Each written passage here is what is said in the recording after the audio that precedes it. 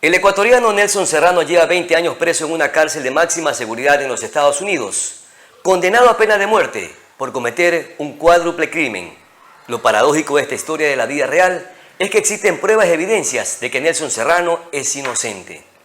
Las teorías y hechos de estos asesinatos los recoge el autor ecuatoriano Óscar Vela en su última novela, Los Crímenes de Barto, recientemente presentada en la ciudad de Manta. Pero detrás de esta historia quedan sueltas varias interrogantes. Si Nelson Serrano es inocente, ¿por qué la justicia norteamericana lo condenó? ¿Cuál es el origen y el móvil de los asesinatos? ¿Y qué hechos aún quedan sin resolver? Y si lo condenaron a pena de muerte, ¿por qué después de 20 años aún no se lo ejecuta? Soy Pedro Clotario Cedeño. Bienvenidas, bienvenidos.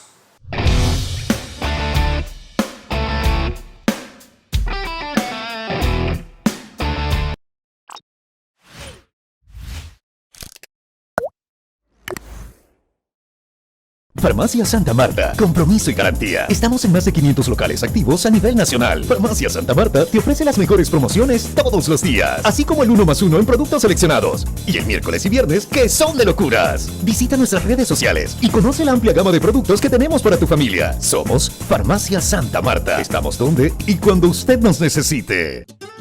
Cuando elijo atún Isabel, elijo cuidar a mi familia. Por eso prefiero los lomitos de atún Isabel en aceite de girasol para preparar sanas y deliciosas recetas. Y ahora, abre fácil y gana fácil. Descubre las tapas premiadas y gana uno de los cientos de hornos Air Fryer. Atún Isabel, come sano, come bien.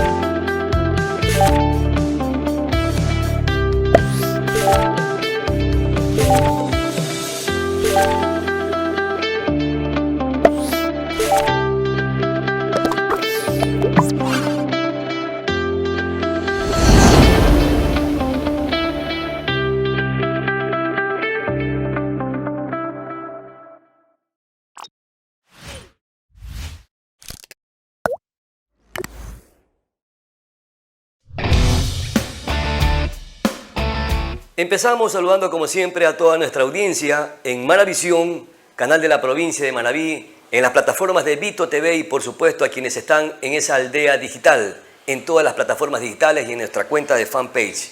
Un abrazo inmenso para todos ustedes. De igual manera saludamos a nuestro invitado, Óscar Vela Descalzo. Él es un abogado novelista ecuatoriano, considerado, presten atención, una de las voces más representativas de la narrativa nacional contemporánea.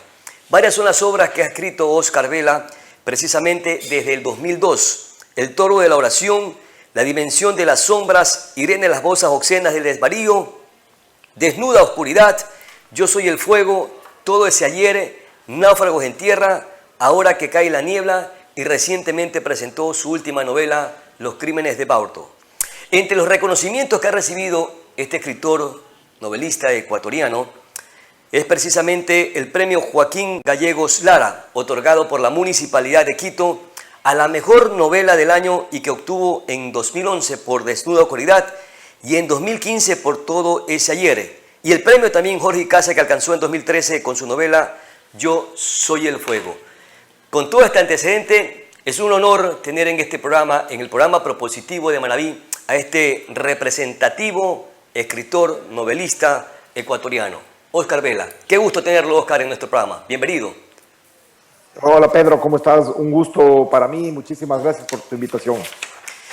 Óscar, antes de pensar hablar de la novela que recientemente fue presentada en días anteriores en la ciudad de Manta, y gracias por esa deferencia a nombre de nuestra ciudad y de la literatura mantense, manabita y ecuatoriana, por esa deferencia de compartir estos importantes aportes u obras con nuestra provincia, con nuestra ciudad. Y precisamente Los Crímenes de Barto, que narra la historia de un ecuatoriano que está preso por casi 20 años o más de 20 años, acusado de un cuádruple crimen en 1997 y que está a la espera de la pena de muerte. Antes un poco de narrar cuáles son los antecedentes, las pruebas, las evidencias con la cual lo acusaron para que esté condenado a pena de muerte, es importante que nos situemos dentro del contexto.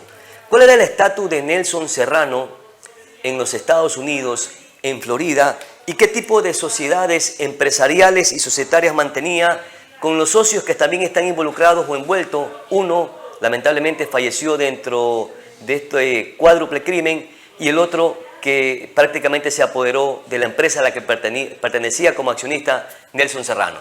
Oscar, con este antecedente, entonces, empecemos con este contexto principal. Muchas gracias, Pedro. Una vez más, un agradecimiento para ti por habernos acompañado estos días en la presentación de la novela. Nelson Serrano es un empresario ecuatoriano que trabajó 37 años en Estados Unidos y montó una empresa, Air Manufacturing, con 2 socios más, George González y Phil Dosso. Una empresa de 3 socios que se dedicaba al transporte y al diseño de camiones para la mercadería, en grandes cantidades de almacenes de ropa. Allí en las oficinas de esta empresa, Air Manufacturing, es donde precisamente se cometen los crímenes, y desde el primer momento se señala a Nelson Serrano, al ecuatoriano, como uno de los sospechosos del crimen en el que mueren 4 personas, un crimen cuádruple. Nelson para entonces era un residente norteamericano, un ciudadano estadounidense que, como digo, vivía allí alrededor de 37 años ya. Era una empresa próspera, pero ¿qué sucede? Porque antes del 3 de diciembre de 1997, en que se suscitan estos crímenes, Nelson Serrano decide desvincularse de la empresa y, es más, hace una denuncia porque faltaban $4 millones en una de las principales cuentas de Air Manufacturing, en la cual hasta ese entonces era socio Nelson Serrano. Así es, Pedro. 6 meses antes de que se produzcan los crímenes en diciembre de 1997, es decir, en junio, se produjo ya un rompimiento entre los socios cuando Nelson Serrano descubrió un faltante en las cuentas de la compañía. En ese momento se creía que era $1 millón, lo que había faltado en la compañía, y Nelson interpuso inmediatamente una acción civil para recuperar ese dinero en nombre de la compañía Air Manufacturing en contra de los otros 2 socios. Sin embargo, en el transcurso de ese proceso civil se demostró un poquito más adelante, meses más tarde, que en realidad el faltante era de $4 millones. Esto fue lo que desencadenó el rompimiento, la ruptura societaria entre estos 3 socios en junio de 1997, 6 meses antes de que se produjeran los crímenes. ¿Ya? Los informes forenses y policiales que se recogieron en los hechos de la escena del crimen, la justicia norteamericana y los medios de comunicación prácticamente condenaron como culpable a Nelson Serrano. Se presentaron pruebas, evidencias, pero por otro lado usted en la obra Los Crímenes de Bartow dice que se fabricaron esas pruebas y evidencias. ¿Cómo lo sustenta? Bueno, básicamente, Pedro, con los expedientes judiciales que contienen informes policiales, reportes de investigación, declaraciones de testigos, informes forenses, etcétera. Es decir, en todos los expedientes judiciales que constituyen miles de hojas, se determina la existencia de una serie de pruebas a favor de Nelson Serrano que lo excluían del crimen, pruebas que incriminaban inclusive a otras personas, pruebas en las que varios testigos declaraban, por ejemplo, que había otros responsables de este crimen, intelectuales y materiales, incluso entregando los nombres de quienes habrían sido los sicarios que ejecutaron a esas personas y las razones por las que se habría cometido ese crimen. Sin embargo, todas estas pruebas que excluían a Nelson Serrano, como digo, de la escena del crimen, y más bien señalaban a otro de los socios presuntamente, o a otras personas, inclusive en otras teorías, como autores intelectuales y materiales del crimen, no se presentaron dentro de los procesos. Gran parte de ellas se las ocultaron, la misma policía ocultó varias pruebas, hoy se ha descubierto ya varias de ellas, y con esto evidentemente se condenó de forma fraudulenta, digamos, engañosa, engañando a la justicia, a Nelson Serrano como autor material de los 4 crímenes, es decir, como si él hubiera ejecutado solo a las 4 personas con 3 armas diferentes. Y valga notar aquí que una de las armas, porque se dispararon 3 armas en la escena del crimen, una de las armas se ocultó hasta el día de hoy en los reportes policiales de este caso. ¿Por qué sostiene que un arma se ocultó si en los informes policiales, en este proceso judicial, solamente aparecen 2 armas? ¿De dónde saca usted o bajo qué argumento dice que había una tercera arma? ¿Y por qué o cuál es la prueba para incriminarlo como culpable a Nelson Serrano? La prueba fehaciente de la cual el proceso de investigación y la justicia determinaron que efectivamente Nelson Serrano era el autor intelectual o material de este crimen. Bueno, en primer lugar, lo del arma, el arma aparece en el informe de autopsia de las víctimas. Ahí aparece, en el primer reporte, constan las 3 armas, cuántos tiros disparó cada una de ellas, e incluso consta detallado con exactitud en dónde pegaron los tiros directamente de esas 3 armas. Misteriosamente, ese reporte luego, el que es presentado dentro del juicio, elimina, borra la tercera arma, la del rifle que dispara 2 tiros en la escena del crimen. Y se presenta como si solo se hubieran disparado 2 armas para intentar vender al jurado la teoría de que un solo hombre disparó simultáneamente 2 pistolas con las que se cometen o con las que se disparan 12 tiros y se ejecuta a estas personas. Incluir una tercera arma en ese reporte habría desechado de cajón la posibilidad de que hubiera sido una sola persona, es decir, Nelson Serrano, el presunto autor de los crímenes. Lo hacía imposible, una persona no puede disparar. Si 2 armas resulta difícil, 3 armas es absolutamente imposible. Entonces, por eso ocultaron esas armas. Ya, y nos puede describir cómo se suscita, o de acuerdo al informe que se presentó en el proceso judicial, cómo se suscitó este cuádruple crimen llevado a efecto por Nelson Serrano al utilizar 2 armas, porque parece un poco insólito o como de película. Absolutamente inverosímil, Pedro. Básicamente la teoría del fiscal es que Nelson Serrano llegó, Nelson Serrano, entre paréntesis, se encontraba en Atlanta y tenía las pruebas, unos videos de un hotel en el que aparecía en Atlanta 500 millas de distancia. Sin embargo, la teoría del fiscal es que viajó por 3 aeropuertos, llegó a Orlando, tomó un vehículo, llegó a Bartow, y de una forma absolutamente inverosímil, increíble, entró a las oficinas. Nelson Serrano no tenía ni la posibilidad, ni llaves, ni hubo forzamiento de cerraduras. Entró, se paró en una silla de ruedas, bajó 2 armas del techo falso de la empresa mientras lo contemplaban las futuras víctimas y las ejecutó de uno en uno, a las 4 personas.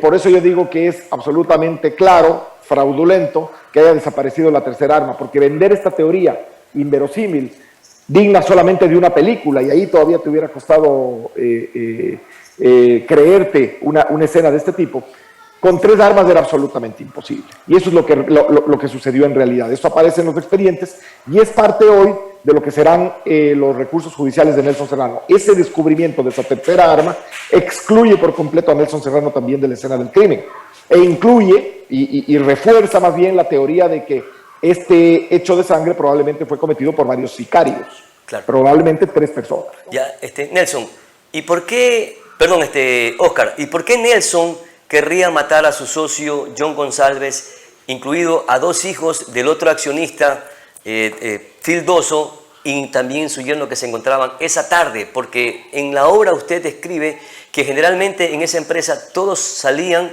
a partir de las 5 de la tarde. Casi nadie se quedaba después de esa hora y la empresa se cerraba prácticamente. Esa era una política de la empresa. Pero ¿por qué se quedaron minutos después de las 5 de la tarde?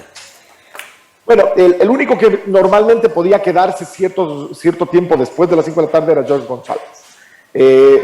Todos los demás empleados, incluidos estos muchachos que eran hijos de Phil Doso, hijo y yerno de Phil Doso, salían a las 5 de la tarde de la empresa. Ese día, por un azar, por una circunstancia del destino, ellos debieron quedarse ahí porque no tenían un vehículo para movilizarse.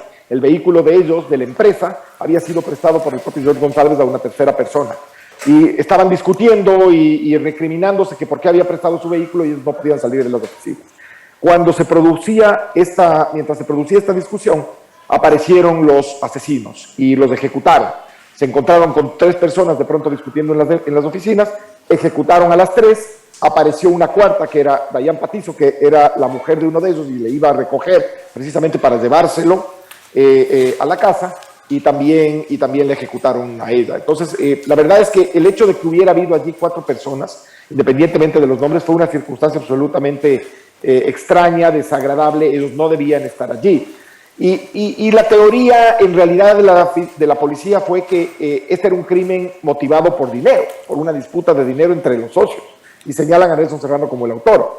Pero lo curioso de todo esto es que el dinero efectivamente se lo queda Phil Dosso, el tercer socio. Y Phil Dosso se queda además con el 100% de las acciones de la compañía, es decir, Phil Dosso se queda con todos los bienes materiales. ¿Por qué no se señala a Phil Dosso como el autor de los crímenes? Porque Phil Dosso pierde en este crimen extraño a sus hijos. Sus hijos son ejecutados. Entonces, ¿por qué levantar sospecha de que él pudo haber sido el autor intelectual de los crímenes, si efectivamente usted menciona en el libro, y lo acaba de decir nuevamente, que fallecieron sus 2 hijos y su yerno? Es improbable eso, que él sea el autor. Precisamente por eso, porque si se trataba de una disputa de dinero, si aquí había una disputa de dinero, lo lógico, la primera investigación que hace una policía seria, en este caso, es seguir la ruta del dinero. Si hay dinero de por medio aquí y alguien se llevó dinero, sigamos la ruta del dinero y veamos cuál es la motivación presunta de un crimen. En este caso jamás se sigue la ruta del dinero. Phil Dosso se queda con los $4 millones de las cuentas de esa compañía y se queda con toda la compañía. Y aquel día, Phil Dosso y sus hijos tenían una coartada muy buena, muy importante, para no aparecer jamás como responsables de un crimen de este tipo, porque a las 6 de la tarde todos debían haberse encontrado en la casa de uno de ellos para celebrar un cumpleaños familiar. Eso no sucedió, evidentemente, porque estos muchachos no tenían cómo volver de la compañía. Como les digo, es una circunstancia absolutamente extraña, ¿no? Un juego del azar, del destino macabro en este caso, que termina con la muerte de 4 personas que probablemente no debían estar ahí. Claro, y hay un hecho que a usted le llama la atención y lo narra en el libro, y es que cuando los padres de los jóvenes que fueron asesinados con el yerno, es decir, Phil Dosso y su esposa, se enteraron de que se había provocado un incidente o un crimen en las empresas del cual era socio, él y la esposa regresan a la empresa, pero usted dice en la historia que en ese momento, al ver una escena bastante lúgubre, Phil Dosso no se baja, sino que se baja la esposa de él. ¿Qué sospecha le causa eso a usted, que menciona con bastante detenimiento en su obra? Bueno, es bastante extraño, Pedro, que una persona que vuelve a sus oficinas, a sus propias oficinas, Phil Dosso era el dueño de la empresa, llegue allí, ¿no es cierto?, para ver qué es lo que sucedía, por qué sus hijos no habían regresado a casa, llegue allí y no se baje de su vehículo y se quede petrificado, como él mismo lo dijo a la policía. Él se quedó petrificado en el asiento del automóvil y dejó que su mujer, que no tenía nada que ver con esas oficinas, que probablemente no la visitaba casi nunca, no era la dueña de esas oficinas, su mujer sea la que se bajara y descubriera el horrendo crimen que se había cometido adentro. Esto resulta por lo menos extraño, muy extraño, porque lo primero que yo me pregunto es, ¿qué pensaba encontrar allí Phil Dosso? ¿Por qué no bajarse del vehículo, entrar a sus oficinas y ver qué estaba sucediendo? ¿O qué había sucedido? Quizá él sabía, presentía que podía haber ya sucedido algo allí. Ese es el detalle que a nosotros nos llama tremendamente. ¿Esta sospecha o esta suspicacia es generada desde su punto de vista? ¿Desde la investigación se toma en consideración? No, en la investigación nunca la notaron, nunca la vieron en el radar. Nunca. Este detalle que aparece en todos los reportes policiales, porque Phil Dosso lo repite varias veces. Yo me quedé petrificado en el automóvil.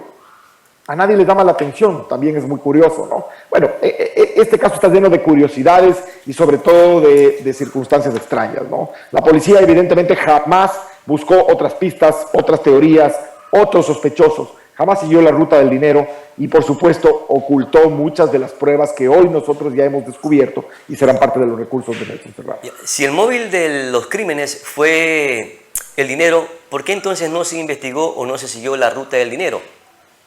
Precisamente por eso, Pedro, porque no les interesaba. No les interesaba seguir. ¿A quién no les interesaba? Dinero, porque a lo mejor eso desviaba la atención del principal sospechoso, al que ya tenían encarcelado, al que ya habían secuestrado en Ecuador en el año 2002, lo tenían ya enjuiciado y señalado por ellos, por la policía y por los propios medios de comunicación como el único autor de todos los crímenes. Imagínate lo que era desarmar todo ese andamiaje que habían montado fraudulentamente, delictivo. Un secuestro, tortura, ocultamiento de una persona, traslado ilegal al Ecuador, desde el Ecuador hasta los Estados Unidos, para descubrir que finalmente Nelson Serrano no tenía nada que ver y que probablemente uno de los socios pudo haber sido quizá un autor intelectual, o había otra teoría además que aparece en la novela, como tú ya sabes, porque ya la has leído. Hay varias teorías que más o menos cierran esta historia de forma fuerte, ¿no? Con mucha fortaleza. Ahí pongámosle 3 puntitos suspensivos que al final nuevamente vamos a recoger para ver cuáles son esas teorías que quedan flotando y que de alguna manera generan intriga. Pero En 1997 se suscitan los crímenes, se sigue la investigación. A pocos años la investigación queda en este estatus que usted le llama en el libro cold case, que es el congelamiento. Es decir, que a falta de pruebas, a falta de evidencias contundentes, prácticamente quedó el caso allí. ¿Y qué pasó entonces con Nelson Serrano posteriormente?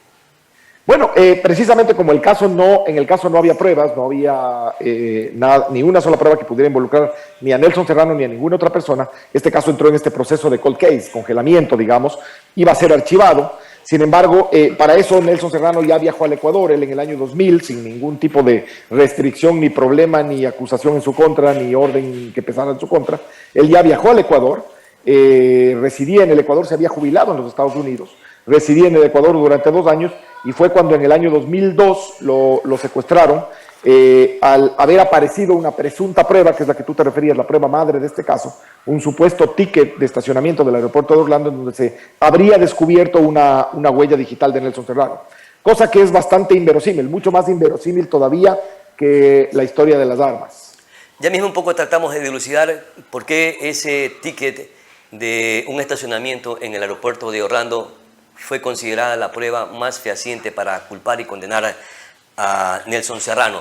Pero antes, de acuerdo a lo que escribes o narras en el libro Los Crímenes de Barton, ya se había jubilado Nelson Serrano y se vino a vivir al Ecuador. ¿Qué pasó? ¿Por qué calificas de secuestro a la deportación o extradición de Nelson Serrano? Porque al momento que se encuentra esa prueba, tuvieron que nuevamente llamarlo para reiniciar o retomar este proceso. Bueno, porque fue a todas luces un secuestro. A él lo tomaron arbitrariamente en un restaurante en la ciudad de Quito el 31 de agosto del año 2002. Lo secuestraron, lo metieron en unos vehículos, ayudados por 13 o 14 policías sobornados por los agentes americanos que estaban aquí en el Ecuador ilegalmente. Esa gente lo metió, se lo llevó al antiguo aeropuerto de Quito, lo encerraron en una jaula de perros durante toda la noche, precisamente para que nadie lo descubriera. Es decir, no se montó aquí un proceso judicial legal, no se montó un juicio de deportación que habría tomado varios meses. Ellos lo que hicieron es secuestrar a Nelson Serrano, ocultarlo en una jaula de perros para que nadie lo descubriera esa noche, ese sábado por la tarde y noche, y el domingo en la mañana Nelson Serrano voló en un vuelo comercial de American Airlines a Miami, sin un solo documento, sin papeles, sin pasaporte, sin ningún solo documento que pudiera identificarlo. Fue un secuestro a todas luces y así se lo reconoció posteriormente en la Comisión Interamericana de Derechos Humanos, condenando tanto al Ecuador como a los Estados Unidos por este hecho. Usted menciona al agente investigador o policial Tommy Wright y pide en su obra que le presten atención porque él es clave dentro de todo este proceso o en toda esta historia. Tommy Wright es el agente investigador que viene al Ecuador con un equipo de policías para secuestrar, entre comillas, como usted lo menciona, a Nelson Serrano. ¿Cuál era el interés de este policía que estaba detrás de esta investigación y que a toda costa quería culpar y quería que se lo condene a Nelson Serrano? Bueno, él tenía un interés muy particular y también un interés de grupo, ¿no? Tanto Tommy Wright como los fiscales relacionados con este caso necesitaban descubrir lo antes posible, en el año 2001, a un sospechoso, acusar a alguien de este crimen brutal que se habría cometido en Barton. Ya la oposición de ellos, los fiscales del Partido Demócrata, los atacaban permanentemente porque ellos no habían sido capaces de descubrir al real autor de los crímenes. Y allí hay un tema importante, y es que en los Estados Unidos los fiscales son elegidos por votación popular y son elegidos además bajo estos parámetros. Quien más condenas a muerte obtiene, quien más sentencias a cadena perpetua ha logrado, y más aún, si es que se ha conseguido inclusive que se ejecutara a los sospechosos que ellos han llevado a la prisión, tienen mucha mayor puntuación y normalmente suelen ser elegidos o reelegidos para sus cargos.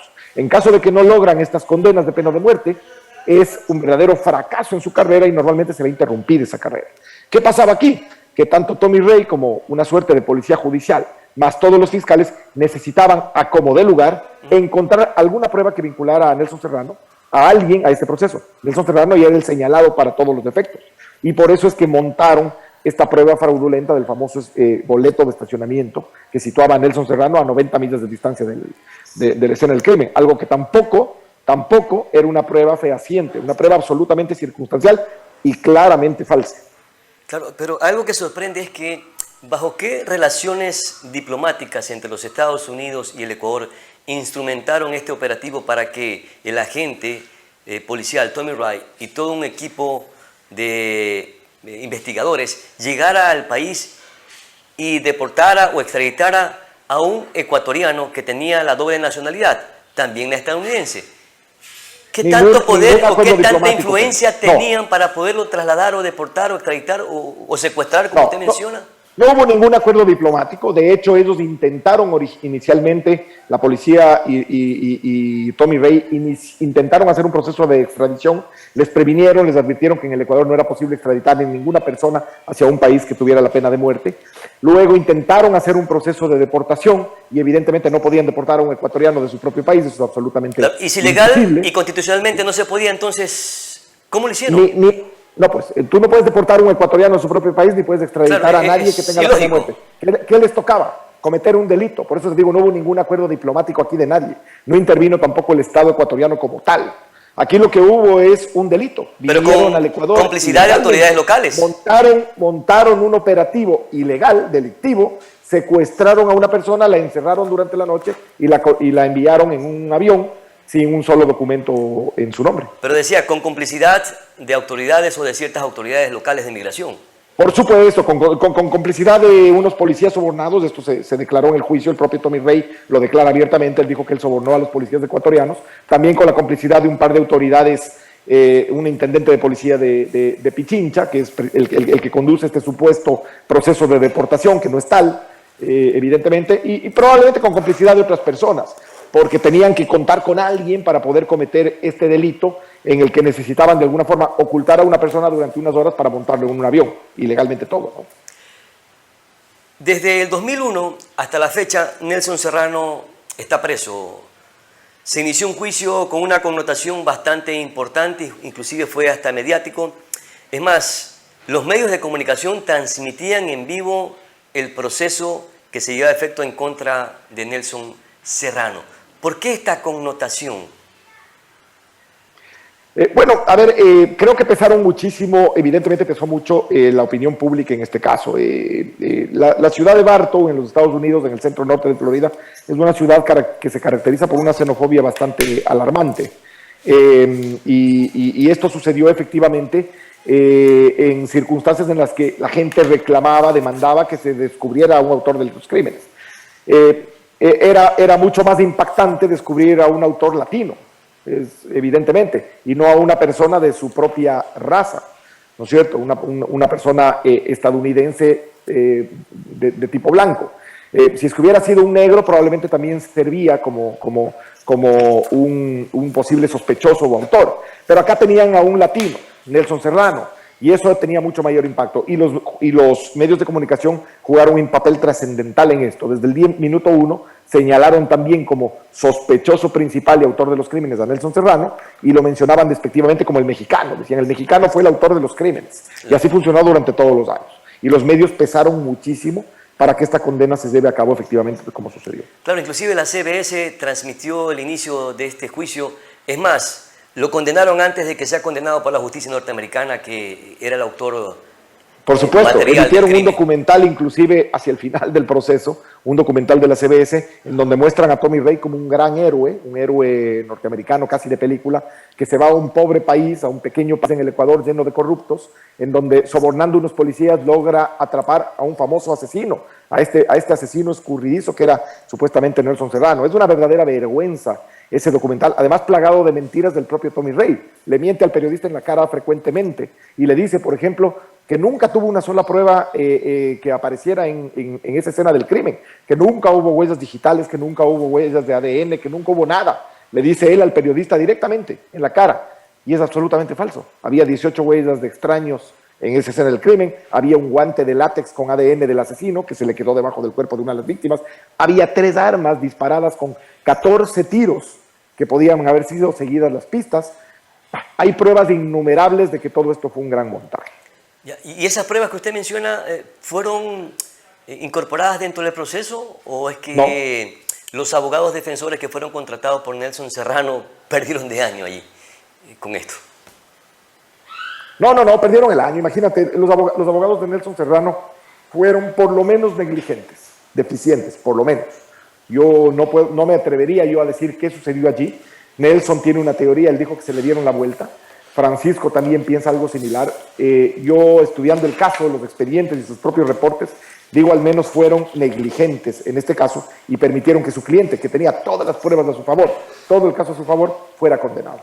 Ya, la jueza que condenó a Serrano era muy cercana a una de las víctimas, es decir, a la hija de Phil Dosso. Era prácticamente una crónica de una muerte anunciada este juicio.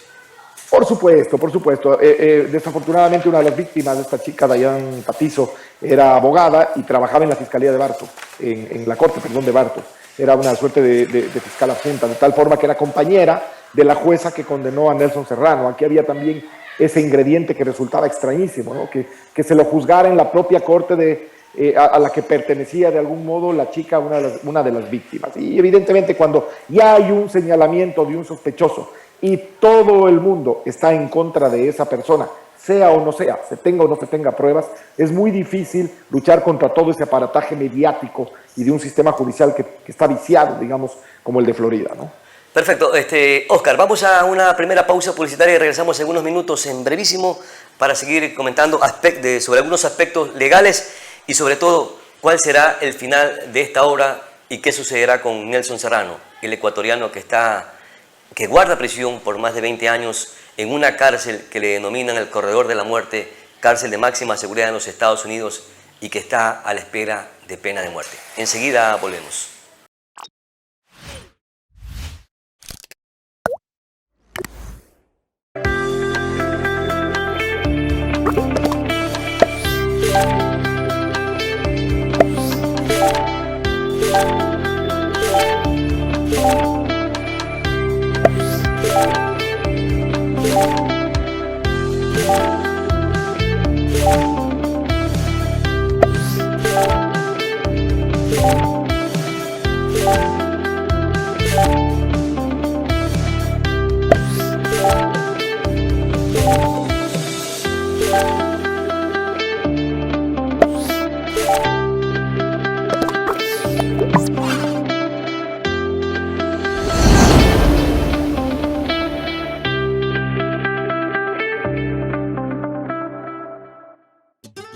Cuando elijo atún Isabel, elijo cuidar a mi familia. Por eso prefiero los lomitos de atún Isabel en aceite de girasol para preparar sanas y deliciosas recetas. Y ahora, abre fácil y gana fácil. Descubre las tapas premiadas y gana uno de los cientos de hornos Air Fryer. Atún Isabel. Come sano, come bien. Farmacia Santa Marta. Compromiso y garantía. Estamos en más de 500 locales activos a nivel nacional. Farmacia Santa Marta te ofrece las mejores promociones todos los días, así como el 1+1 en productos seleccionados. Y el miércoles y viernes que son de locuras. Visita nuestras redes sociales y conoce la amplia gama de productos que tenemos para tu familia. Somos Farmacia Santa Marta. Estamos donde y cuando usted nos necesite.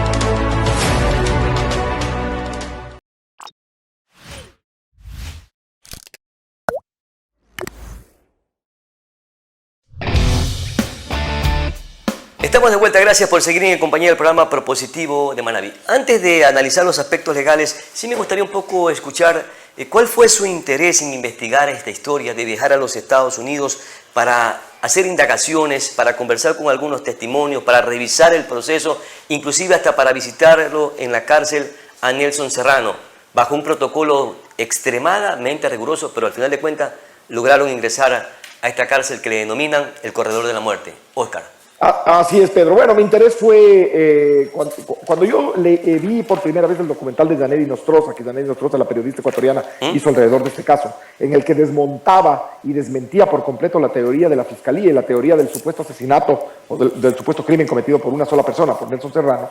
yo dije, aquí parece que hay un caso de injusticia, parece que hay un inocente encarcelado, preso. Luego comencé a indagar, a investigar, descubrí lo del secuestro en el Ecuador, que era otra barbaridad, otra arbitrariedad, otro delito cometido en su contra. Y claro, mientras más me metía en esa investigación, mucha más claridad tenía yo respecto de la inocencia de Nelson Serrano.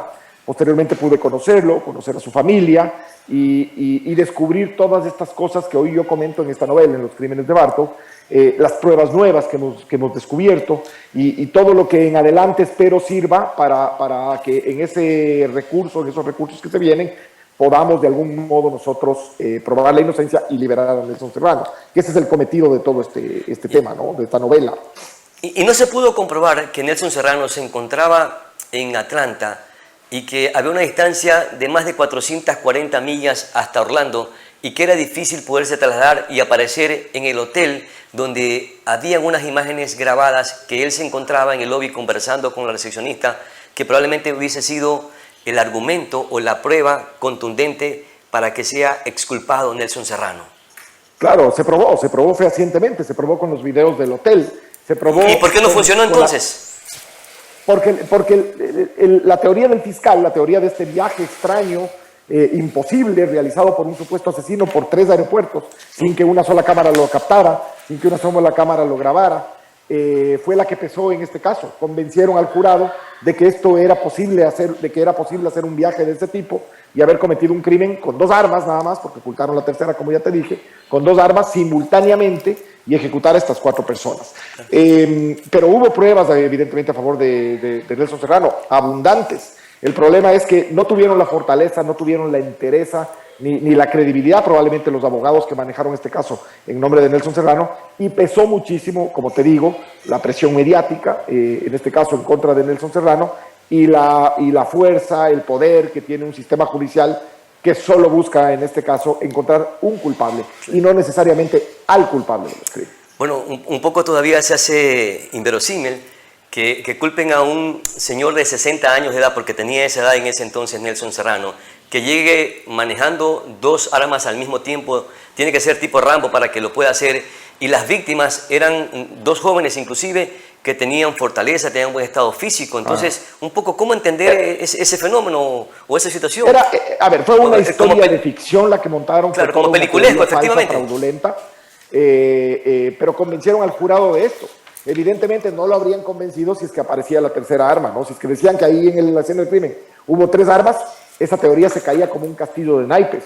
Y si hubieran aparecido en el proceso las pruebas que se encontraron en la escena del crimen, el guante de látex, las huellas digitales, las colillas de cigarrillo, los testimonios de varias personas a las que luego no se les hace declarar en el juicio, evidentemente este caso no tenía ningún futuro. Nelson habría sido liberado y eso habría ocasionado gravísimas repercusiones en contra de los propios policías que los secuestraron en el Ecuador.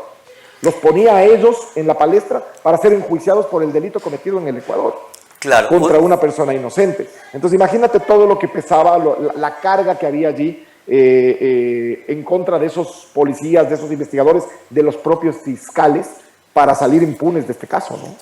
Claro, usted inclusive en la página 168 del libro relata la experiencia de la periodista Yanek Inostroza, que hizo ese mismo ejercicio de viajar desde Atlanta hasta Orlando y hacer el mismo recorrido que usted le denominó la línea del tiempo y que prácticamente es imposible. Sin embargo, dentro del proceso descartaron esta posibilidad. Así es, la descartan todas. Digamos, este fue un proceso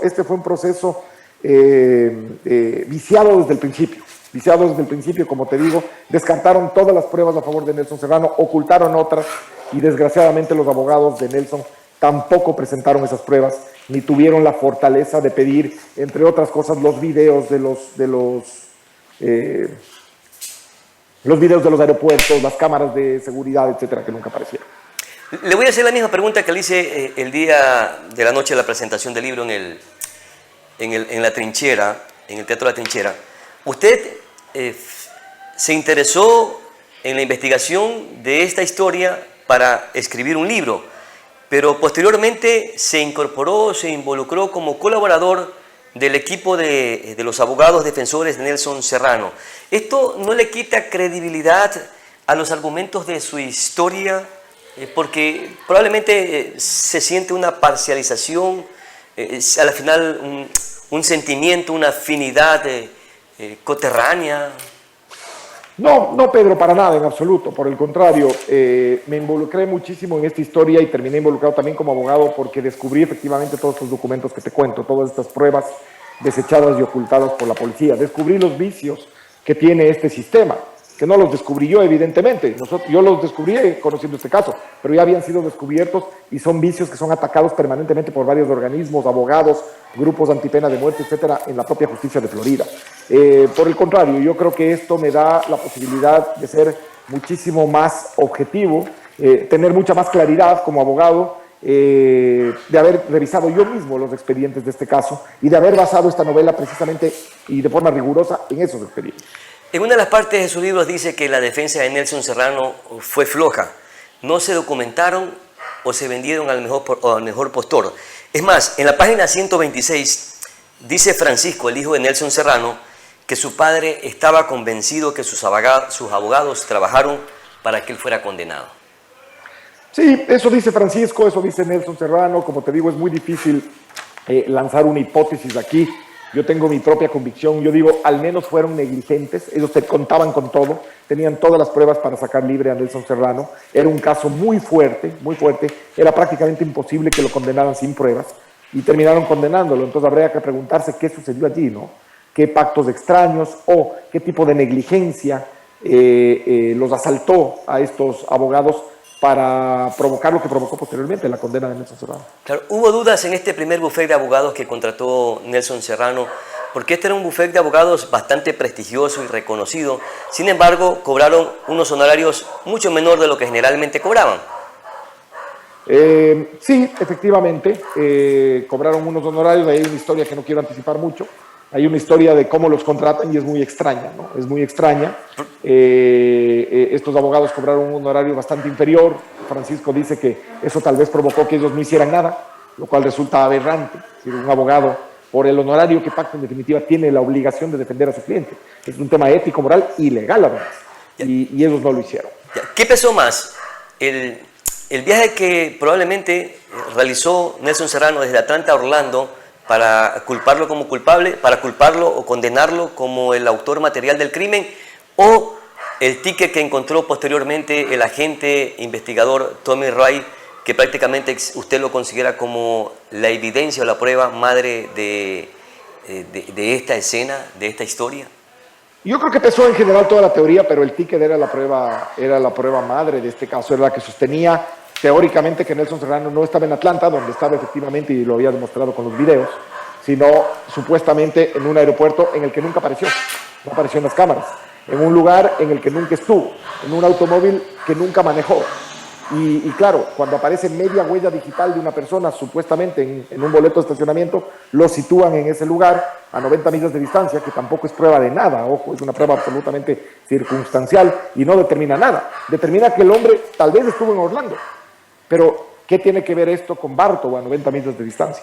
Claro, pero sí hubo un vehículo que se estacionó bajo la autorización de Nelson Serrano y que fue contratado o rentado por Álvaro Peña Herrera, el hijo de un buen amigo de Nelson Serrano, y probablemente por ahí surge esa confusión, esa duda. Sí, a ver, esta es una de las... O esa sospecha, más bien. Esta es una de las teorías que usó la Fiscalía.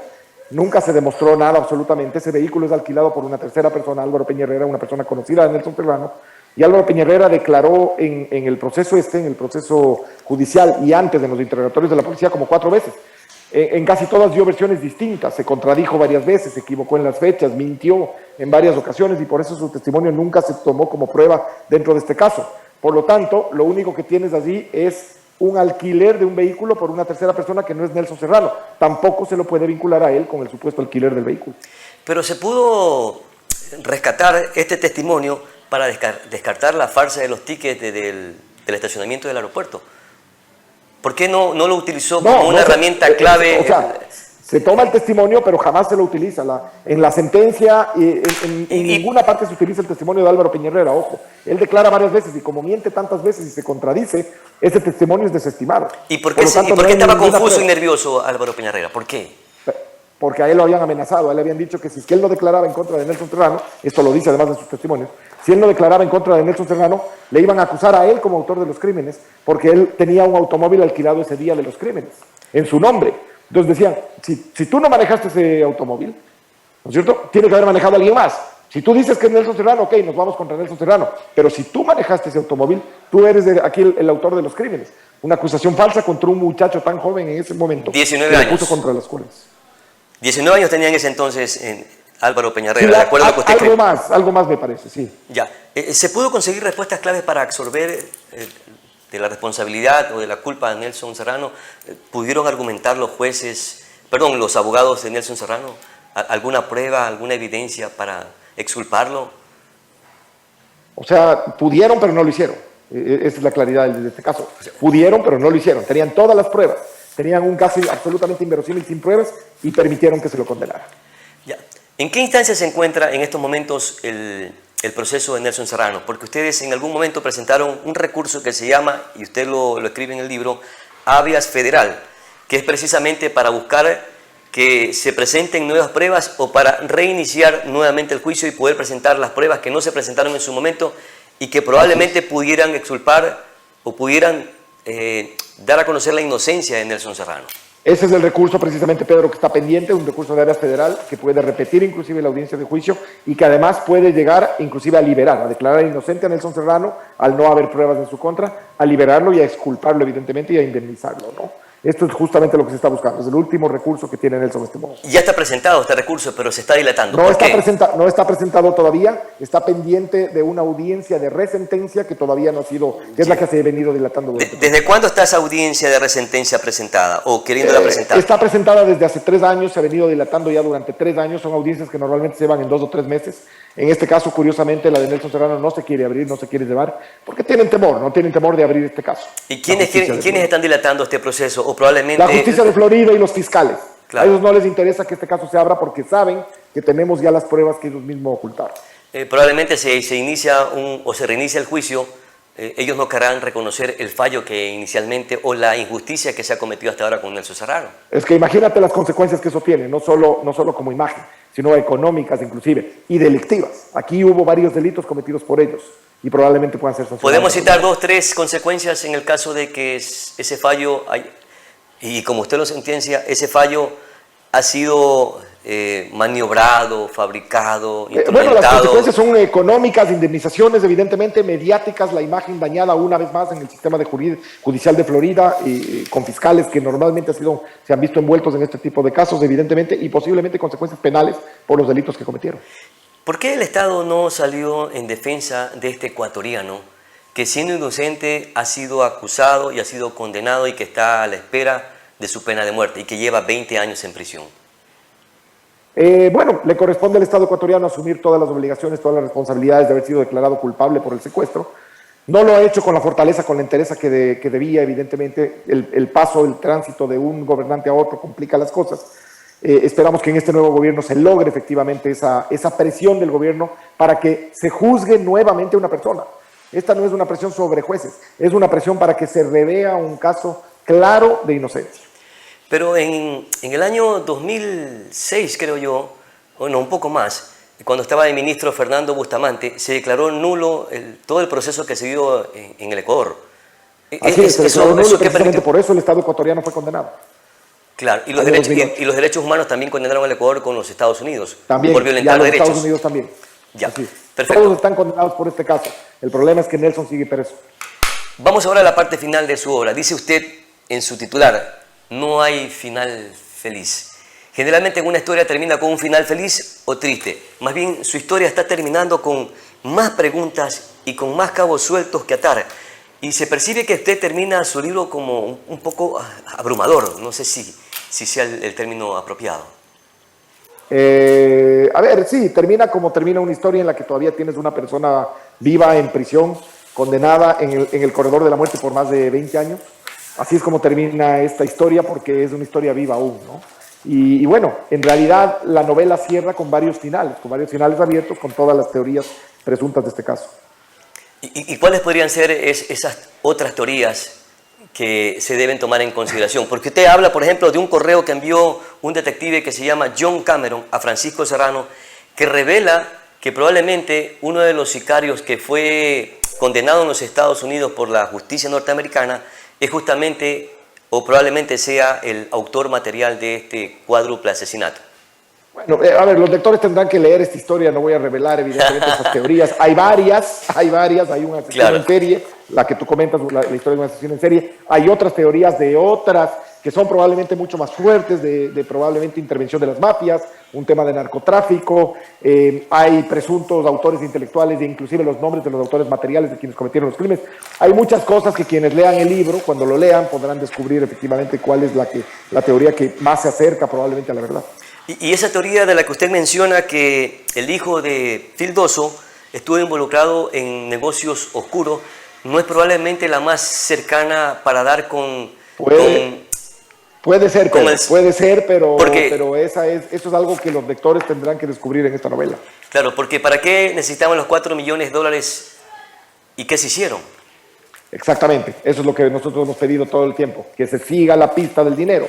Y una vez seguida la pista del dinero, probablemente podamos descubrir a presuntos responsables. Claro, y lo que deja entrever un poco en este final es que Fran Dosso, el hijo de Phil Dosso, estuvo amenazado y probablemente su padre utilizó ese dinero para salvarle el pellejo, por eso se fumaron esos $4 millones. Probablemente, esa es parte de la teoría y de lo que yo cuento en esta historia. Así es, efectivamente. Oscar, ¿qué espera con esta triste y conmovedora historia de la vida real? ¿Esperan que Nelson Serrano tenga una muerte natural dentro de las cárceles o que se lo libere de culpa? Sí, Pedro, a ver, es probable que él muera, él tiene 83 años, es probable que muera en la prisión, esta historia seguirá y estos juicios seguirán y trataremos de que sea liberado. También es probable que sea exculpado en un juicio, eso es lo que nosotros todos quisiéramos. Pueden pasar muchas cosas, todavía no nos podemos anticipar, ¿no? Ya. En todo caso, ¿ha pensado que esta historia puede ser considerada como un guión para una película? Porque cuando uno empieza a leer el libro, es como que se le pasan por sus mentes varias imágenes, tal cual sucede en una película. Sin embargo, en una historia como esta, se culpa o se condena al inocente, pero al final termina siendo libre y termina como un hombre noble o un valiente. En este caso no es así, porque este sí es de la vida real. Es de la vida real, ojalá termine siendo una película, una serie, y yo creo que hay buenas posibilidades. La editorial Planeta tratará de lograr esto, ¿no? Efectivamente, y de contratar a alguien. Ojalá termine en las pantallas de televisión. ¿Usted seguirá con las mismas ansias, con la misma vehemencia, entregándole su colaboración profesional como abogado para que haya justicia en este ecuatoriano que está condenado, de acuerdo a lo que escribe en el libro, de manera injusta? Por supuesto, Pedro, seguiré así hasta el final, hasta que este caso efectivamente vea una luz, y si no, estoy seguro que otras personas lo seguirán, sin duda alguna. Perfecto, mi querido Oscar. ¿Y cómo fue la experiencia acá en Manta con la presentación del libro, ya para cerrar? Muy interesante, muchas gracias, Pedro, muy interesante, muy bonita, una noche mágica, estuviste ahí presente y agradezco muchísimo a todos por la bienvenida y por esta apertura y por esta entrevista, Pedro, muchas gracias. Y no es la primera vez que está en Manta presentando un libro, ¿no? Esta es la segunda vez que No es la primera vez. Sí, a algunas ocasiones he presentado ya 2 o 3 libros antes y he venido a las ferias, etcétera, así que espero volver. Bueno, muy bien, muchas gracias, mi querido Oscar Vela, por participar en el programa Positivo y también por estos aportes intelectuales en la ciudad de Manta y en la provincia de Manabí. Este libro, Los crímenes de Bartow, que nos permitió también entregarnos aquí su autógrafo, dice: para Pedro Clotario, con todo mi aprecio y un agradecimiento enorme por su apoyo en el lanzamiento y en esta causa. Con un fuerte abrazo, Oscar Vela, Manta, 13 de octubre de 2021. Es un libro que lo hemos compartido, tuvimos esa experiencia interesante de charlar en la presentación del libro y que consideramos que esta historia debe trascender en el mundo para buscar justicia en este ecuatoriano que está condenado 20 años en prisión y que está a la espera de que sea condenado a pena de muerte. Esperamos nada más y nada menos como seres humanos que se haga justicia. Con esto estamos llegando a la parte final, agradeciéndoles a todos ustedes la mala atención dispensada. Soy Pedro Clotario Cedeño, aprendiz de todo. maestro de nada. Es mi palabra. Hasta la próxima.